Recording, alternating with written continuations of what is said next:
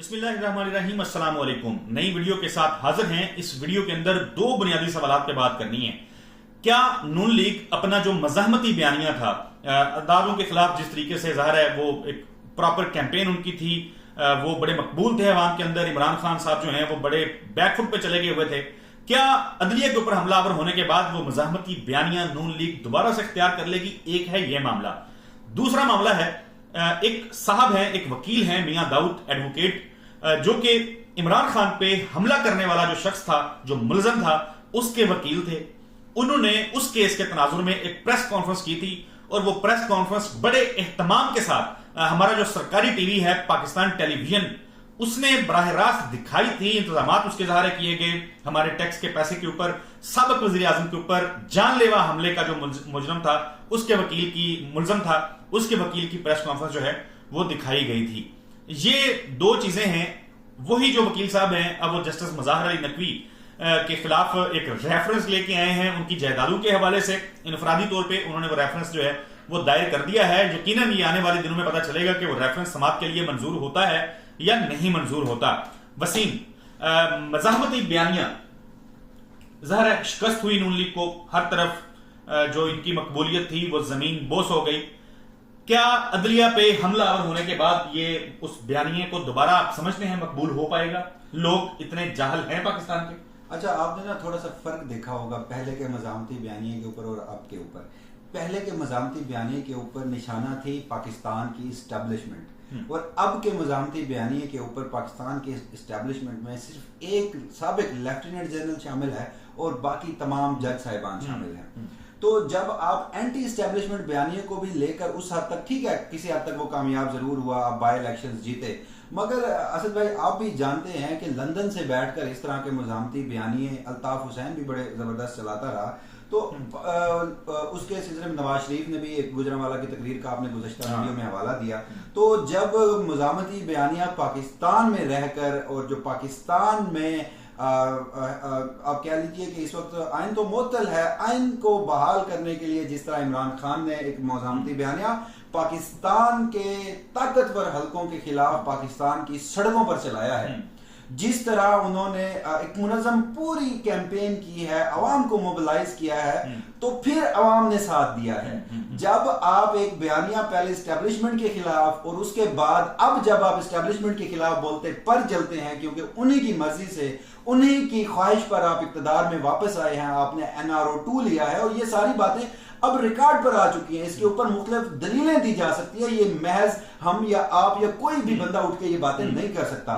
तो जब आप इस्टेब्लिशमेंट के खिलाफ बोलते हुए आपके पर जलते हैं, और अब आपने सिर्फ पाकिस्तान की जुडिशरी को निशाना बनाया है, और वो भी चुन चुनकर उन जजेस को निशाना बनाया है। जस्टिस इजाजुल हसन की आपने बात की, आपने बड़ी जबरदस्त बात की कि नैब तरामीम केस में भी जस्टिस इजाजुल हसन केस सुन रहे हैं। उसके बाद मज़ाहिर और अवाम का जो अरबों रुपया लूटा गया है उसके ऊपर उनका बड़ा सख्त स्टांस भी है। एग्जैक्टली वो उस बात पे आज भी कन्विंस्ड हैं कि क्या अगर चाहे पार्लियामेंट सुप्रीम है, मगर क्या अगर अवाम की जेब पे डाका डाला गया, एहतसाब के कानून को कमजोर किया गया, तो इसकी ये बुनियादी हकूक की वायलेशन है, ये जो फंडामेंटल ह्यूमन राइट्स हैं उनकी वायलेशन है, और इन तरामीम को खत्म भी किया जा सकता है। इसके ऊपर उनका पॉइंट ऑफ व्यू है। तो आपने सिलेक्टिव अपना नैरेटिव बनाया है, इस्टेब्लिशमेंट के खिलाफ बोलते हुए पर जलते हैं, अदलिया के सिर्फ उन लोगों को आपने चुना है। तो पाकिस्तान की अवाम बेवकूफ नहीं है। अगर आपने उस वक्त इस्टेब्लिशमेंट के खिलाफ भी ये नैरेटिव अपनाया था,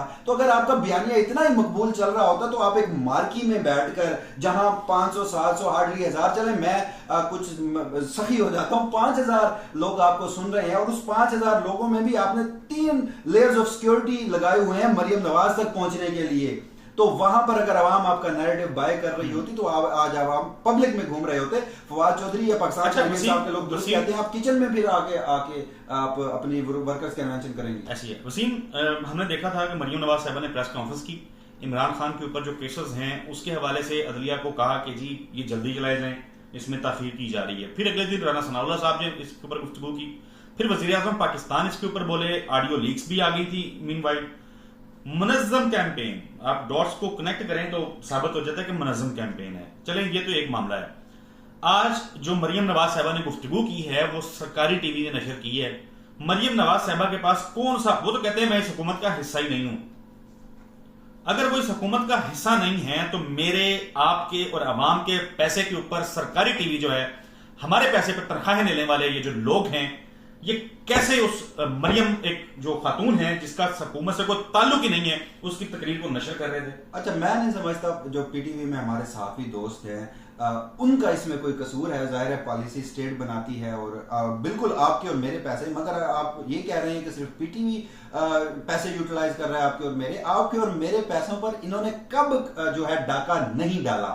जहां तक दूसरी बात है वो ये है जनाब कि जब आप देखेंगे कि मुनज़्ज़म कैंपेन जो शुरू कर दी जाएगी उसके ऊपर कोई आपको मुकम्मल तौर पर आजादी है कि आप कुछ भी बोलें, आप कुछ भी करें, आपको कोई नहीं पूछेगा।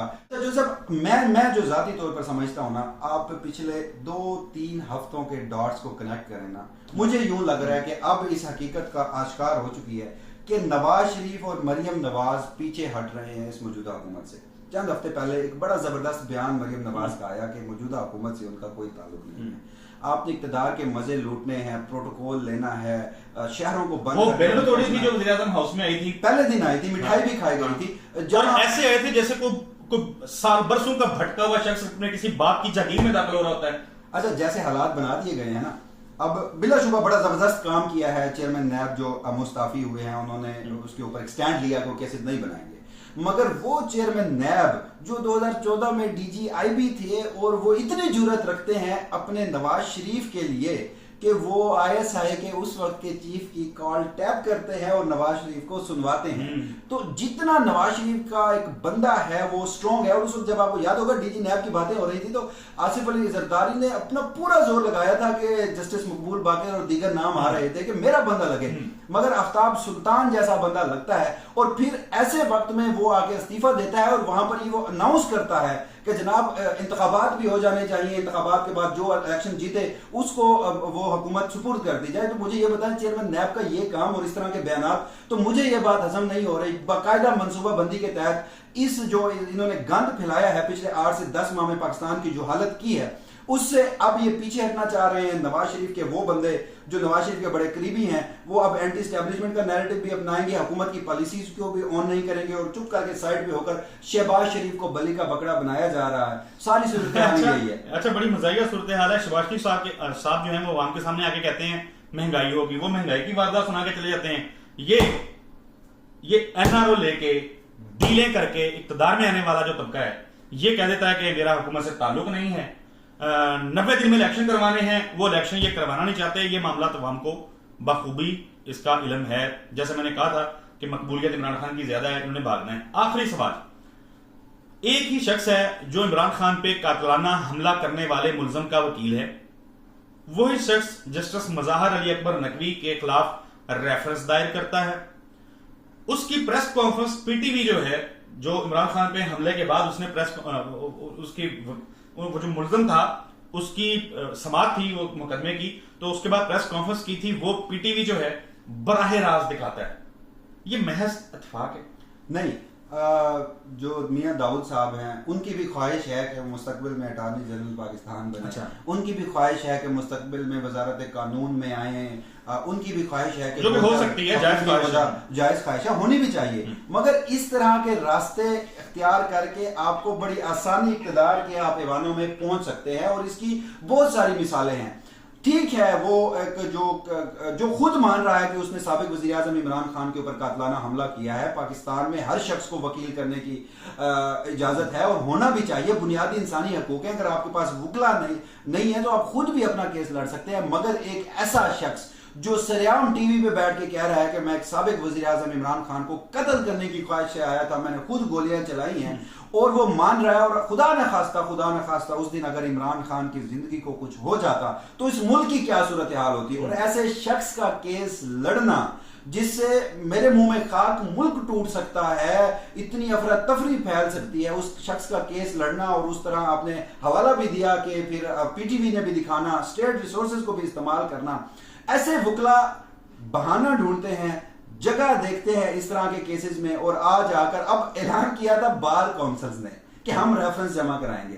आज जाती हैसियत में आकर रेफरेंस जमा कराया और बड़ा बातें की। मेरा ख्याल है इसकी रीजन ये भी शायद होती है, ज़ाहिर है अगर मुझे पता है कि मैं एक खास पर्सपेक्टिव से मैंने सोचना है, तो अगर आपने मलाइन ही करना है अदारों को, अगर एक सियासी जमात मलाइन कर रही है और सियासी जमात के हामी जो वकला हूं, सहाफी हूं, उनके हामी दुमछल्ले हूं, कोई भी हो, लोंडे लपाड़े हों, वो तो फिर वही करेंगे ना कि किस तरीके से इस मामले को मजीद उजागर किया जाए, मजीद फैलाया जाए, उन हमलों को तेज किया जाए।